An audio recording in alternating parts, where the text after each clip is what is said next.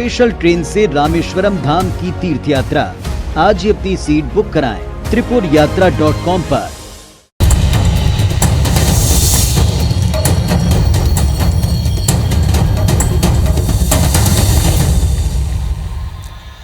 नमस्कार, मैं हूं श्रवण तंबोली। आप छत्तीसगढ़ की बारी में आप सभी का स्वागत है। छत्तीसगढ़ के पूरे दिन का अपडेट लेकर हम हाजिर हैं। आज आप देखेंगे कवासी लखमा ने कहा तिरंगा हमारा है। इसके साथ ही रहस्यमय बीमारी में लोगों की मौत हो रही है। चूहे को मारने 10 लाख का ठेका और खिलाड़ियों को नहीं मिल रहा मैदान। इसके साथ ही आपको हम दिखाएंगे छोटी बड़ी खबरें, 5 मिनट में 50 खबरें।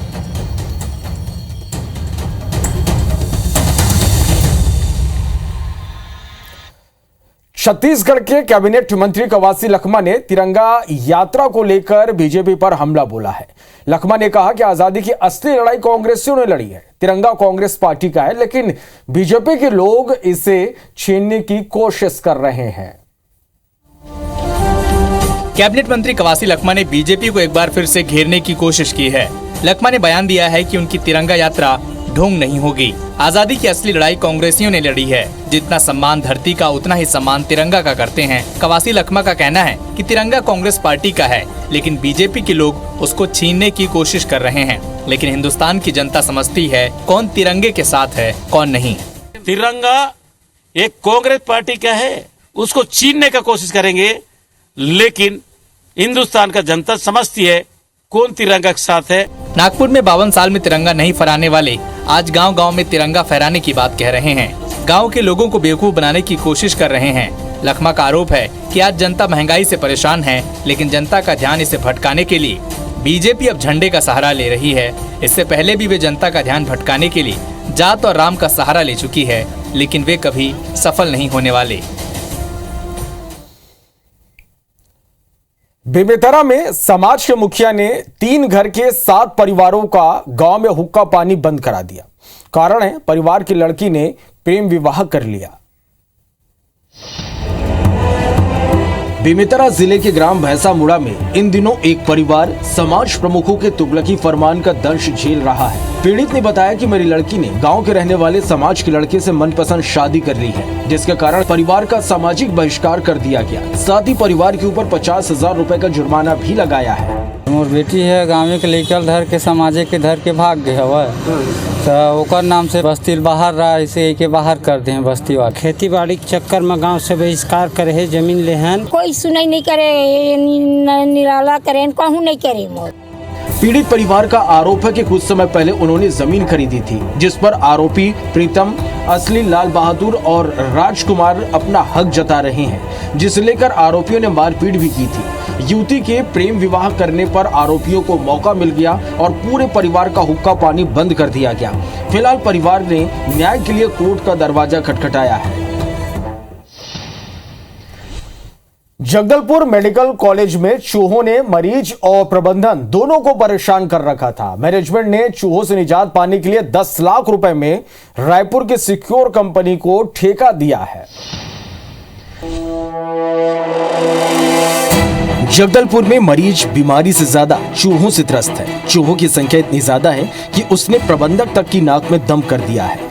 चूहों का आतंक यह है कि मरीजों की ग्लूकोज बॉटल्स लेकर दवाइयों के भंडार में भी चूहे सेंध लगाने से बाज नहीं आते और जगदलपुर के महारानी अस्पताल में भी चूहों का आतंक किसी से छुपा नहीं है। कोई रास्ता न निकलता देख चूहों को मारने के लिए ठेका देना पड़ा और चूहे मारने के लिए उसको पेस्ट कंट्रोल किया जा रहा है। चूहे बड़े नहीं गए हैं, तो पहले से ही चूहे हैं, अब तो काफी कुछ कम हो रहा है। चूहा मारने के लिए सिक्योर कंपनी को 10 लाख में ठेका दिया गया और कंपनी ने 15 दिन में 1500 चूहों को मार दिया और लगातार चूहों को मारने का काम जारी है। अस्पताल प्रबंधन को उम्मीद है कि अब जल्दी अस्पताल को चूहों के आतंक से मुक्ति मिलेगी। बता दें कि मेडिकल कॉलेज में इस हद तक चूहे हो गए कि वे कीमती दवाइयों को नुकसान पहुंचाने के साथ मरीजों को भी परेशान कर रहे थे। कवर्धा ने कई वॉलीबॉल प्लेयर दिए और लगातार दे भी रहे हैं, लेकिन प्रशासन के बेरुखी से वॉलीबॉल प्लेयर नाराज हैं। दरअसल यहां पर वॉलीबॉल खिलाड़ियों के लिए सिर्फ एक मैदान है जिसने सबसे ज्यादा वॉलीबॉल प्लेयर दिए, लेकिन शासन प्रशासन की उपेक्षा ने प्लेयर को निराश कर दिया है। कबीरधाम जिले को एक समय में वॉलीबॉल की नर्सरी कहा जाता था, क्योंकि हर साल 50 से अधिक की संख्या में वॉलीबॉल खिलाड़ियों का चयन नेशनल खेल में होता था, जो कि पूरे छत्तीसगढ़ में सबसे ज्यादा रहता था। लेकिन अब यहाँ स्थिति बदल चुकी है। वॉलीबॉल खेलने के लिए मैदान ही नहीं बचा। जिला मुख्यालय में मात्र एक मैदान के भरोसे पर वॉलीबॉल की नींव तैयार की जा रही है। एक ही ग्राउंड में 200 से ज्यादा छोटे बड़े खिलाड़ी प्रैक्टिस करते हैं। 25 बच्चे यहाँ से नेशनल खेलते हैं और यहाँ ग्राउंड का समस्या है, एक ही ग्राउंड है। सर यहाँ पे एक तो वॉशरूम होना चाहिए, गर्ल्स वॉशरूम नहीं है जो, तो उसके समय बहुत दिक्कत आती है। यहाँ बॉल का भी दिक्कत होता है, लाइट का भी समस्या है। जिले में वॉलीबॉल को भुला दिया गया है। लड़कियों के लिए तो इस एकमात्र मैदान में टॉयलेट भी नहीं है। कवर्धा के पुलिस लाइन में एकमात्र मैदान बचा है, जिसे पुलिस विभाग ने तैयार कराया है। ज्यादातर मैदान विकास की भेंट चढ़ चुका है।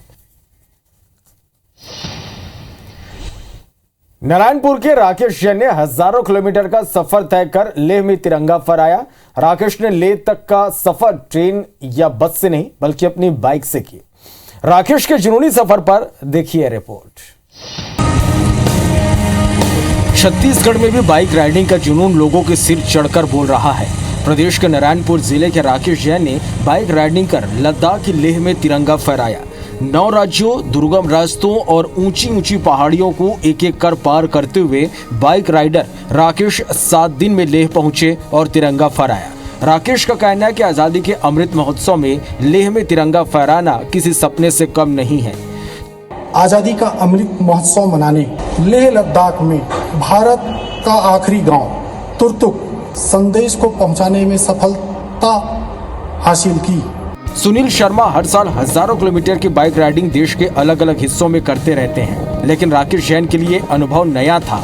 हर दिन करीब 800 किलोमीटर का सफर तय किया, छोटी मोटी परेशानियों का भी सामना किया, लेकिन जब लेह पहुंचकर तिरंगा फहराया तो मन में जो सुकून महसूस हुआ वो किसी और चीज में नहीं मिल सकता था। खबर बेमेतरा से, जहां बेमेतरा सामुदायिक स्वास्थ्य केंद्र में डॉक्टर ही नदारत है, जिनका खमियाजा मरीजों को भुगतना पड़ रहा। परेशान होकर एक व्यक्ति ने शिकायत की है कि ओपीडी में ड्यूटी देने वाले डॉक्टर सहित स्वास्थ्य कर्मचारी यहां नहीं रहते। थान खमरिया के स्वास्थ्य केंद्र भगवान भरोसे चल रहे हैं, क्योंकि यहाँ डॉक्टर पदस्थ हैं पर ड्यूटी पर नहीं आते।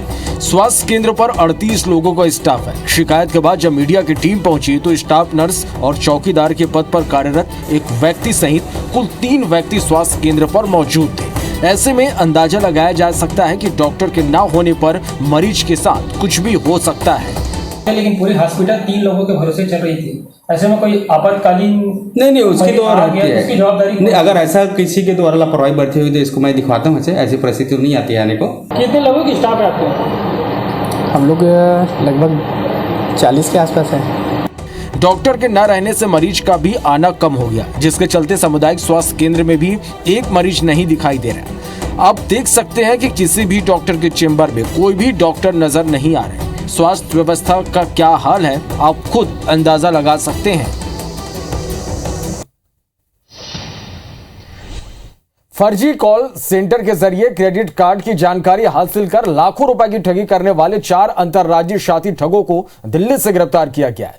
आखिर कैसे और कहां करते थे ये ठगी, देखिए इस रिपोर्ट में। ठग हर दिन नए तरीके निकालकर ठगी को अंजाम दे रहे हैं। फर्जी कॉल सेंटर संचालित कर क्रेडिट कार्ड से लाखों रुपए की ठगी करने वाले 4 अंतर्राज्यीय शातिर ठगों को दिल्ली से गिरफ्तार कर ट्रांजिट रिमांड पर पुलिस रायपुर लेकर आई है। पुलिस ने मामले का खुलासा करते हुए बताया कि शैलेंद्र नगर निवासी विजय कुमार विज्ञान के पास अज्ञात 2 नंबरों से क्रेडिट कार्ड बंद करवाने के लिए कहा और थोड़ी देर बाद पीड़ित के मोबाइल पर एक OTP से नंबर आया, जिसको पीड़ित ने शातिर ठगों को सौंप दिया, जिसके बाद 1,89,000 गायब होने का मैसेज आया। शुरुआती पूछताछ में चारों ठगों ने बताया कि दिल्ली में फर्जी तरीके से कॉल सेंटर चलाकर देश भर के लोगों को ठगते थे, जिसका भांडा फोड़कर दिल्ली से 4 आरोपी गिरफ्तार हुए। इस फर्जीवाड़े का मास्टरमाइंड मुख्य आरोपी दिलप्रीत सिंह समेत बुंदेल शहर के निवासी चेतन यादव और औरैया यूपी निवासी हिमांशु शुक्ला समेत दिलप्रीत सिंह को गिरफ्तार किया गया है। बस्तर फाइटर फोर्स की भर्ती प्रक्रिया अपने अंतिम चरण में पहुंच चुकी है। संभाग में हजारों की संख्या में स्थानीय जवानों ने नक्सलवाद से लड़ने बस्तर फाइटर फोर्स में भर्ती के लिए आवेदन किया था।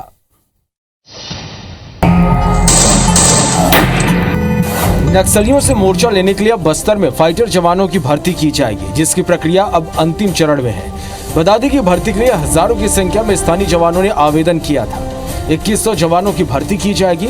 बस्तर पुलिस ने इसके लिए स्थानीय युवाओं को प्राथमिकता दी है। बस्तर आईजी सुंदरराज ने बताया कि 15 अगस्त से पूर्व प्रक्रिया पूरी करने का लक्ष्य रखा गया है।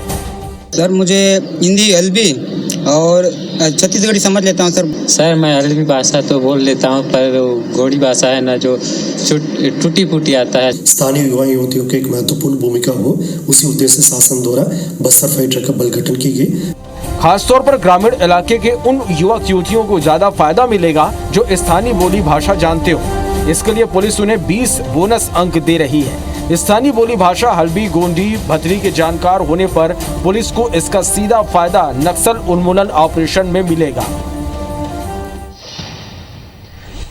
बढ़ते आगे, रायपुर के राजेंद्र नगर स्थित बसंत विहार कॉलोनी में देर रात फायरिंग की वारदात से सनसनी फैल गई।